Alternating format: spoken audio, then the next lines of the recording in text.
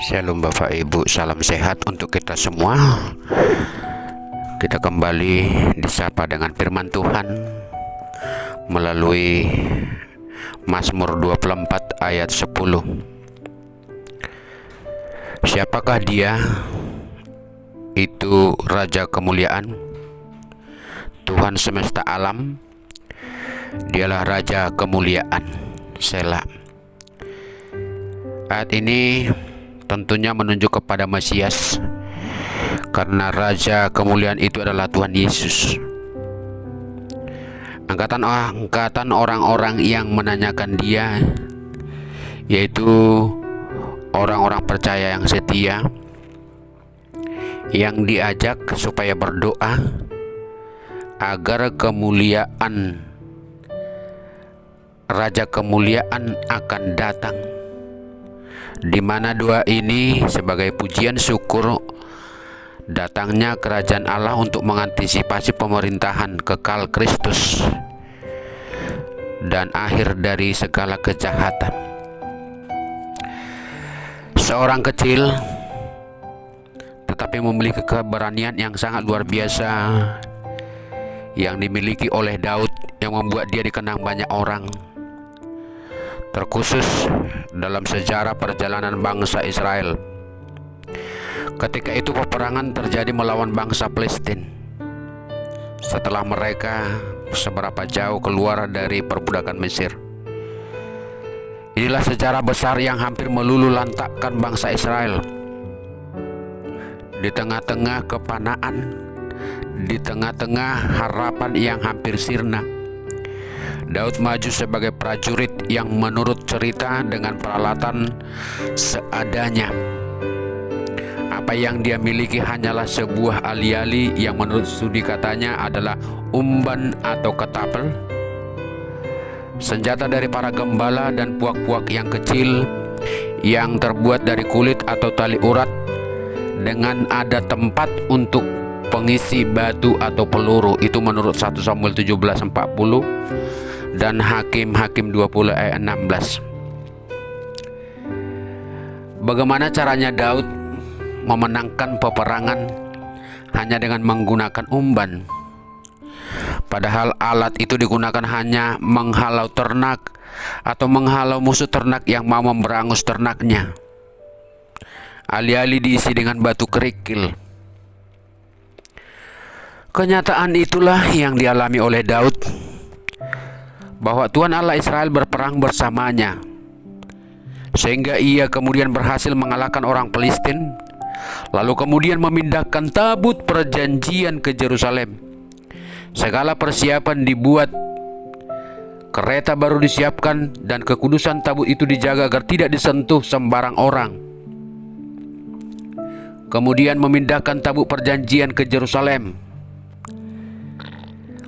Sesuatu kebanggaan tersendiri bagi Daud, di mana dukungan Tuhan inilah yang membuatnya mengubah sebuah mazmur yang diciptakannya untuk nyanyian sorak-sorai bagi Tuhan Allah Israel. Siapakah dia itu? Raja Kemuliaan, Tuhan semesta alam. Dialah Raja Kemuliaan. Tabut perjanjian itu sedang dipangku menuju Yerusalem, dan puji-pujian itu dinyanyikan oleh sekalian orang, yakni lagu yang diciptakan khusus oleh Raja Daud. Dan tabut perjanjian itulah yang dijadikan simbol kehadiran Allah. Berbicara tentang tabut perjanjian berarti berbicara tentang hadirnya Allah di tengah-tengah mereka. Sebab tabut itu adalah simbol kehadiran Allah. Bila melihat tabut itu berarti menyaksikan kehadiran Allah masih ada bersama-sama dengan mereka. Sesuatu yang menggetarkan secara spiritual, tetapi juga beban khusus secara psikologi. Semua kondisi itu bercampur aduk lewat mazmur pujian ini. Siapakah yang akan datang? Tuhan Allah Israel. Siapakah dia? Dia adalah Raja Kemuliaan. Demikian pemazmur ini menyebut tentang Allah, bahwa Allah harus dipandang sebagai Raja. Raja pasti mulia. Tetapi jika disebut dengan bahwa raja ini adalah raja kemuliaan, maka itu bermakna raja di atas segala raja. Ada hal yang unik dan langka dalam nyanyian kegirangan yang ada di mana-mana, yang dihentakkan oleh Daud, di mana Daud tidak mengambil kesempatan itu untuk mengagungkan dirinya, melainkan dia mengangkat pujian syukur setinggi-tingginya untuk raja kemuliaan itu. Hal inilah yang memiliki makna menyambut kehadiran raja kemuliaan, yang seharusnya dilakukan dengan girang, tanpa ragu, namun dengan optimisme tinggi, sebagaimana simbol di kepala ditegakkan. Sukacita kemenangan seharusnya menjadi warna khusus tersendiri dalam menyambut kemuliaan sang raja di atas segala raja yang ada dimanapun. Tidak ada lagi kepedihan. Kekalahan telah diganti menjadi kemenangan, yang adalah kepastian dalam kemenangan. Mengapa? Sebab yang datang ini adalah pribadi yang jaya perkasa, yakni Tuhan yang perkasa dalam peperangan. Raja kemuliaan adalah Yesus Kristus yang sudah menjelma menjadi manusia. Dalam dirinya ada kasih, dalam dirinya ada kebenaran yang hanya bisa ditemukan dalam diri Yesus. Di tempat yang lain tidak ada. Tuhan juga menopang alam semesta ini seperti yang dikatakan oleh bangsa Israel dalam Ibrani 1 ayat 3. Bagi orang Israel, raja kemuliaan adalah Allah yang menciptakan, Allah yang menjaga, dan Allah yang memelihara. Tetapi bagi kita, raja kemuliaan itu adalah Yesus Kristus yang mampu mengalahkan kuasa dosa, di mana Yesus datang mengalahkan kuasa dosa yang selama ini memperbudak kita. Karena dosa, kita tidak bisa melakukan perbuatan yang benar. Tetapi karena kebangkitan Kristus, kita bisa bebas dari kungkungan dosa. Nyanyian inilah yang sering dipergunakan untuk memuji dan memuliakan Tuhan dalam ibadah kekristenan kita, sehingga dapat kita lakukan pemujian kepada Tuhan saat ini. Kita datang beribadah karena kita butuh perlindungan Tuhan. Kita mensyukuri seluruh perbuatannya yang ajaib. Lalu, siapakah yang boleh beribadah kepada Tuhan? Tentunya mereka yang mampu memperlihatkan kuasa Kristus yang telah menyelamatkan dan terus memimpin hidupnya untuk menang dan berdiri tegak dalam kebenaran dan kemurnian. Bagi orang Yahudi, pintu gerbang adalah pintu Yerusalem yang dilalui oleh umat Tuhan yang menghadap tahta Allah. Tetapi bagi kita, ketika Kristus sudah berkuasa atas hidup kita, maka hati dan akal kita akan dibukakan oleh Yesus supaya kita bisa mendapatkan kebenaran yang lebih lagi untuk menyelamatkan jiwa kita. Kekuasaan Allah bukan hanya di antara orang-orang yang percaya saja, tetapi Tuhan berkuasa atas seluruh dunia dan atas seluruh orang percaya. Dunia ini masih berada dalam kekuasaan Allah. Ada campur tangan Tuhan di dalam perjalanan setiap manusia yang bergerak dalam hidup ini. Semangat ibadah kita bukan hanya berada dalam ruangan ibadah gereja semata-mata, tetapi juga dimanapun tempatnya dan tujuannya hanya untuk memuliakan Tuhan. Tentunya pemujian kita dalam ibadah adalah merupakan rangkaian kehidupan yang tidak pernah terputus. Perjalanan hidup kita adalah ibadah terhadap Tuhan, di mana semua hari-hari kita akan kita jadikan menjadi syukur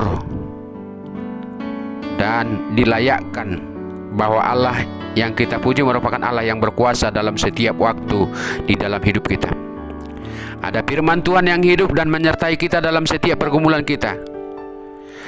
Kemudian kita dengan kepala yang terbuka dan hati yang lapang menerima kebenaran firman itu kembali untuk menyelamatkan kita. Ibadah kita adalah garis lurus sebagai bentukan sejarah bagi orang percaya. Orang-orang yang beribadah kepada Tuhan adalah mereka yang fokus mengandalkan Tuhan dalam setiap perjalanan hidupnya. Membawa firman Tuhan dalam kehidupan nyata bukanlah permasalahan yang sederhana. Tentunya kita harus bersandar penuh dalam kuasa Tuhan. Kekudusan diperoleh dari hubungan yang akrab dengan Tuhan yang digambarkan oleh pemazmur sebagai orang yang senantiasa menyatakan dan mencari wajah Allah. Itulah yang kita sebut angkatan orang-orang yang menanyakan Dia yang mencari wajah-Mu, ya Allah Yakub, dalam Mazmur 24 ayat 6. Saudaraku, kekudusan hidup adalah hal yang sangat sulit dilakukan dalam proses pertumbuhan rohani seseorang. Yang pasti, kekudusan adalah unsur penting yang membuat seseorang bertumbuh secara progresif. Kita masih sangat sering merasa tergoda melakukan hal-hal yang sebenarnya kita tahu persis itu salah. Tetapi karena tidak tahan, maka kita melakukannya juga. Memang diperlukan perjuangan dan kepekaan untuk bisa menang atas semua tipu daya iblis yang menginginkan kita untuk terus-menerus berbuat dosa dan jatuh dalam dosa. Karena itu, langkah awal yang harus kita lakukan untuk menjaga kekudusan diri adalah dengan memenuhi pikiran kita dengan firman Allah, sehingga semua yang kita lakukan dalam hidup ini hanya berlandaskan pada kebenaran firman-Nya, yaitu pikiran Kristus yang tercermin dalam pikiran kita. Oleh karena itu, kita harus memiliki waktu untuk bersaat teduh atau mengadakan persekutuan pribadi dengan Tuhan, sehingga firman yang kita renungkan itu menjadi rema dalam hidup kita yang memimpin kita di dalam terang firman Tuhan. Iman kita memanggil kita untuk terus-menerus melepaskan apa yang menyita ruang dalam hati kita dan pikiran kita, serta memperkenankan diri kita diisi oleh kebenaran firman Allah. Inilah yang harus kita pahami. Sebagai penguasa, maka Dia memiliki semuanya. Semua bangsa memuji Tuhan dengan semua bahasa yang dimilikinya, termasuk kita yang hadir saat ini, mendengarkan lalu merenungkan. Kita memuji Allah dan bersyukur beribadah kepadanya melalui bahasa yang kita pahami. Seandainya kita diharuskan untuk memilih beberapa pribadi yang sangat berpengaruh dalam sejarah hidup kita, pria atau wanita yang telah mempengaruhi hidup jutaan jiwa, nama siapa sajakah yang akan masuk dalam daftar hidup Anda? Saya berpikir hanya satu nama yang pasti akan muncul dalam sejarah semua daftar hidup kita adalah nama Yesus. Seorang yang luar biasa, Reynold Price, menulis tentang Yesus orang Nazaret dalam majalah Time. Ia menyatakan bahwa sebuah argumen yang serius dapat dibuat bahwa tak ada seorang pun yang dalam kehidupannya terbukti berkuasa dan tahan uji seperti Yesus. Maka ketika laki-laki yang dilahirkan di sebuah desa terpencil 2000 tahun yang lalu itu menyatakan, "Akulah terang dunia, dan perkataanku tidak akan berlalu," dia telah memprediksi bahwa sejarah akan membuktikan kebenaran perkataannya. Tak disangkal lagi, Yesus telah menjadi pribadi yang paling berpengaruh di seluruh dunia. Namun, sudahkah Dia mempengaruhi hidup Anda secara pribadi?